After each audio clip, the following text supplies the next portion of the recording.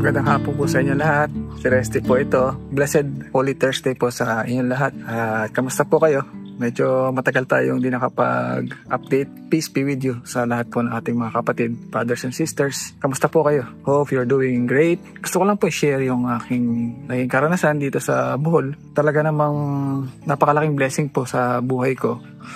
Yung pagkakakilala ko kay Christ, yung pagbalik loob po sa Kanya from being sick for a very long time. Na nagkaroon ako ng anxiety, depression, panic attacks caused by too much worrying, too much stress, and too much pressure delivering or trying to be someone na hindi naman talaga yun ang calling ko. And finally, nakita ko na rin yung calling ko, yung true purpose natin, yung why we exist. Nakita ko po talaga kay Lord, kay Christ po.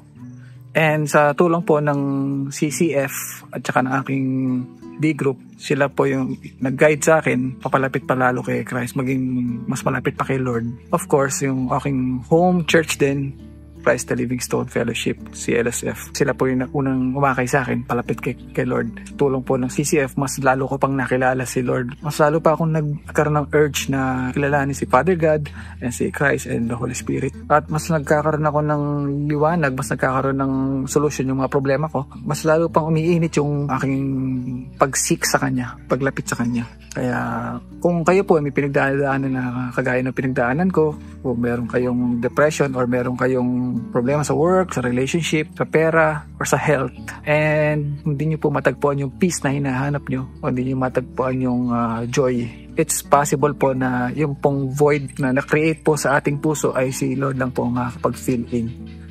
Minsan po ganun, nakala natin yung family natin or yung success natin sa career or yung success natin sa ating finances, yun na yung makakapagpaligaya sa atin. Pero meron pong tinatawag na void in our heart that only God can fill in. And with the right approach po, with the right understanding sa Bible, with the guidance of the Holy Spirit, talaga po malaking naitulong nung Bible reading. Before kasi narinig ko lang, you should read the Bible, you should always open the Bible or carry the Bible. Sinubukan ko po talaga magbasa before, pero dahil hindi guided by the Holy Spirit, hindi ko po masyadong nagigets yung binabasa ko before. Wala sa puso ko kasi una-una, hindi pa ako nakaranas masyado ng problema that time siguro. Kaya hindi ko pa ma-appreciate masyado yung mga verses, hindi ko masyado ma-absorb. Pero nung nag-undergo ako ng problema, doon ko na nalaman na everything is through Him. Siya lang pala talaga lahat ng nagbibigay sa atin ng strength at ng courage natin for our day-to-day. So, nung ko palang na-absorb, kumbaga kailangan mo munang ma-experience pala yung bitter para ma-appreciate mo yung sweet. So, yung sweet po is yung the grace of God and His mercy. So, yung mercy pala ni God, yun talaga ang nag-enable sa atin to fulfill yung ating purpose, which is to love God and to love other people, to serve other people. Kumbaga, dapat sa huli na yung sarili natin kasi God loved us first nga, sabi nga sa John. God loved us first before we love Him. So, actually, siya yung naunang nagmahal na sa atin. So, binabalik na lang natin. So, tama lang na unahin natin siya. Kasi, before pa natin siya mahalin, mahal na niya tayo eh. He created us already. He already gave His Son, His only Son, Jesus Christ, and pinagpakasakit niya. And perfect na yung Holy Week is kinugunita natin yung pagkapako niya sa krus and pagkabuhay niya. So yung mga ganong wisdom sa Bible natin na unawaan, give it time po na talagang aralin and try to appreciate unti-unti, baby steps lang. Try reading John muna, try reading the Gospels, John, Matthew, Luke, and Mark. And try listening to mga pastors or church leaders, preachers na madaling intindihin. And it will give you wisdom, it will give you guidance sa ating day-to-day life. Napakahalaga ng wisdom. Habang bata ka pa nga, mas maganda may wisdom ka na para hindi ka na matalisod. Maiwasan mo na yung mga mistake kasi yung pag-usapan nga namin sa fellowship kanina ng aming D-group is yung Bible is the real life hack. Siya talaga yung book of wisdom na lahat ng hacks na kailangan mo sa buhay, lahat ng tips nandun na sa Bible. Anything na outside the Bible is available naman sa natin. You can check YouTube pag wala sa Bible. Pero sabihin, lahat ng foundational about spiritual well-being, spiritual maturity, on how we navigate our life, on kung ano yung maging dapat tamang mindset natin, nasa Bible lahat eh. Like yung purpose natin. Kasi kung di mo alam ang purpose mo, always struggling ka, ano bang kailangan kong gawin for today? Ano bang kailangan kong ipagplanuhan or paghandaan? Well, actually, it's not more on what we do or our choices kung ano yung activities na gagawin natin for the day. It's more on our motives. It's more on kung sino yung inuuna natin. Why are we doing it? Are we really dedicating everything that we do for God? So it doesn't matter kung yung ginagawa mo is for the ministry or for the church. Kahit na you're doing your day job, kung sa puso mo, you're doing this for the glory of God. You are being kind. Pinapakita mo sa mga tao na you are a son or daughter of God na yung character mo. Well, lahat naman tayo hindi perfect. So guilty rin ako dyan. Marami akong sablay before. Let's just put it that way na marami akong sablay.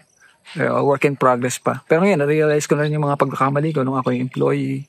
Madalas ako malate, mahilig akong mandaya sa work, which is hindi ko naman namamayan at that time.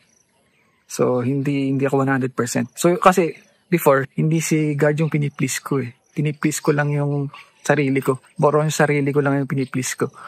Which is hindi tama. Mas tama talaga. If we try to please God, hindi ka na mahirapang bumangon sa umaga. Hindi ka na mahirapang pumasok ng on time. Hindi ka na mahirapang tapusin yung mga deadlines mo. As long as you are dedicating everything to God. Kasi siya naman talaga yung natin. More than our family, more than our friends, more than our relatives, siya talaga yung ultimate na natin. Una nating mamahalin talaga. Kasi siya yung ating lumika. Siya yung pinagmumula ng love natin. And He wants our love. He wants to have an intimate relationship with us. And gusto ko lang i-share na pag may pinagdadaanan kayo na or medyo nahihirapan kayo i-navigate yung spiritual journey nyo, it helps talaga to have a small group. Kung meron kayong Bible study group. And one way to do that is if you can join CCF talaga. Kahit online lang, pwede kayong mag-register. We can try to help you na makakita ng D-group. D-group or discipleship group. Importante yun. Kahit hindi sa CCF, kahit sa ibang church, kahit anong religion mo kung makakapagtayo kayo ng Bible study group and you anchor your life sa Bible talaga. Yun ang message na gusto kong i-share sana sa inyo. If you are just starting out to explore or parang may hinahanap ka sa buhay mo na parang may kulang, hindi mo fully ma-enjoy yung mga pinapagtrabahuan mo or maaaring hindi maayos yung relationship mo with your parents, with your family, with your spouse, with your children. Or parang feeling mo parang hindi mo na ibibigay yung 100% mo sa work mo or hindi ka nagiging accomplished. Hindi mo na-feel yung pagiging accomplished kahit anong gawin mo.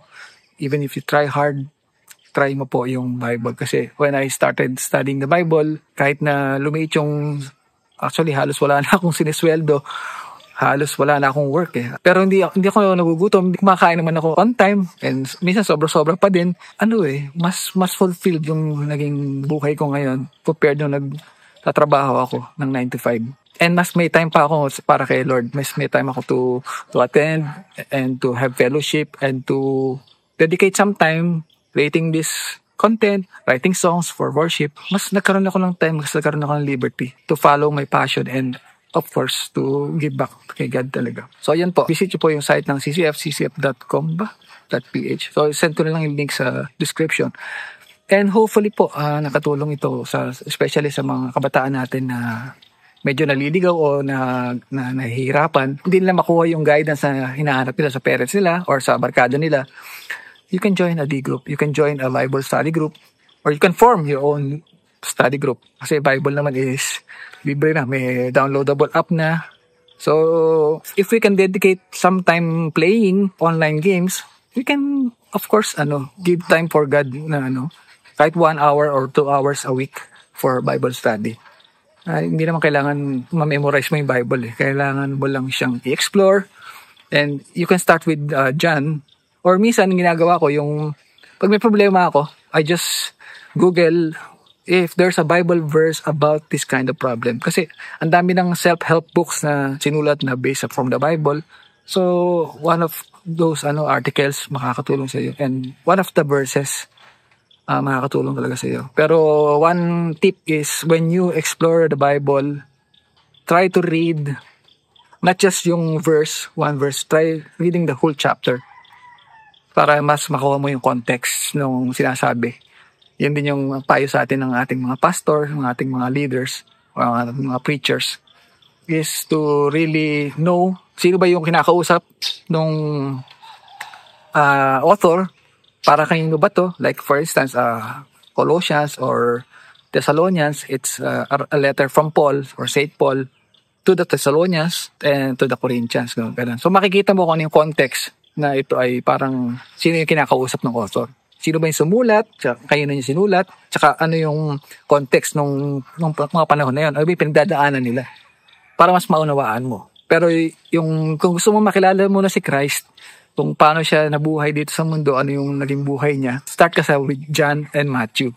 And then follow with Luke and Mark. Yun po. Makikita mo na kung paano pinakita ni Christ on how to become a perfect human. Yun yung isa sa mga purpose din natin is to be like Christ To be disciples, to follow Christ. Yun po yung meaning ng discipleship To follow Christ, and hopefully, magkaroon din tayo ng mga disciples na makikita yung change sa atin. Hopefully, ma-inspire din sila to follow Christ. So, parang networking yan, discipleship. Parami yung mga followers ni Christ. So, yun po yung isa sa calling natin. And hopefully, nakapagbigay ng inspiration. Ayun, have a blessed Holy Week and have a blessed weekend po sa inyong lahat. I hope that you will have a restful weekend ahead, and yun po, sana po magkaroon ng linaw yung mga pinagdadaanan natin. With the help of God, ma-overcome natin yung ating mga fears and anxieties. And yun po, shalom, shalom, peace, bye.